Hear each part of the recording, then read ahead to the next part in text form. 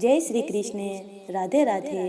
कैसे हैं आप? उम्मीद है कि ईश्वर की कृपा से आप कुशल मंगल हैं। तो चलिए चलते हैं आज के आनंद की ओर। पुराणों के अनुसार भगवान परशुराम को श्री हरि विष्णु के अवतार माना गया है। भगवान विष्णु का यह सबसे अवतार माना गया है। शिवजी द्वारा प्राप्त परशु के कारण उनका नाम परशुराम पड़ा था। परशुराम महर्षि जमदग्नि और माता रेणुका की संतान थे। परशुराम उनके सबसे छोटे लाडले पुत्र थे। पांचों भाइयों में परशुराम ही सबसे तेजस्वी और न्यायपूर्ण योद्धा थे।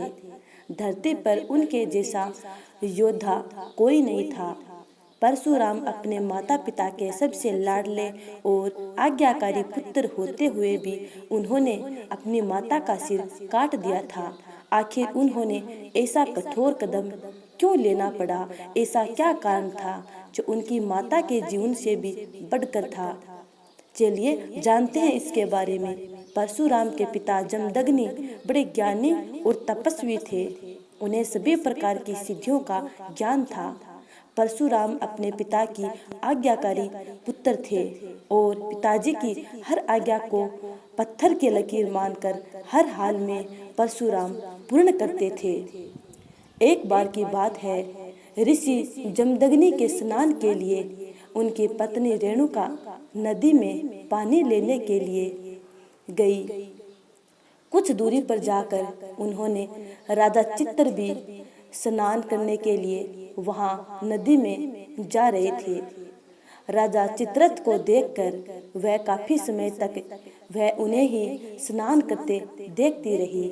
उनका मन विचलित हो गया और भूल गई कि उन्हें अपने पति के लिए स्नान का पानी ले जाना था।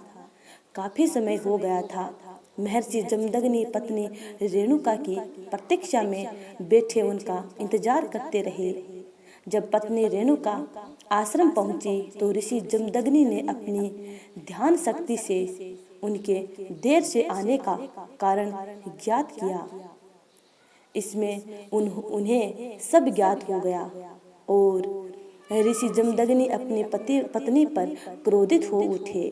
उसी समय उनके चारों पुत्र रघुवंशी, सुरु, वत्सु और विश्वासो भी आश्रम में आ गए। महर्षि जमदग्नि ने अपने चारों पुत्रों को बारी बारी से अपनी मां का वध करने को कहा, पर किसी ने भी मां की मोहवश ऐसा करने की हिम्मत नहीं जुटा पाए। किसी ने भी पिता की आज्ञा को नहीं माना और सभी पीछे हट गए, क्योंकि हिंदू धर्म ग्रंथों के अनुसार किसी भी स्त्री की हत्या को बहुत बड़ा पाप माना गया है और यही अपनी ही मां का वध करने की बात थी। लेकिन पिता की आज्ञा का विरोध करना भी एक बड़ा अपराध है। चारों पुत्र समझ नहीं पा रहे थे क्या करना उचित होगा।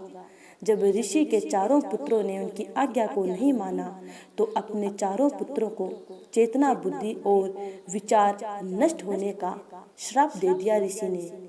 वहीं थोड़ी देर में परशुराम भी आश्रम पर आए। परशुराम को देख ऋषि महर्षि जमदग्नि ने उन्हें अपनी मां की ओर अपने चारों भाइयों का वध करने का आदेश दिया।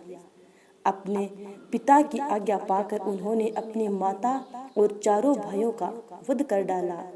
यह देख ऋषि जमदग्नि काफी प्रसन्न हुए और परशुराम से वर मांगने के लिए कहा।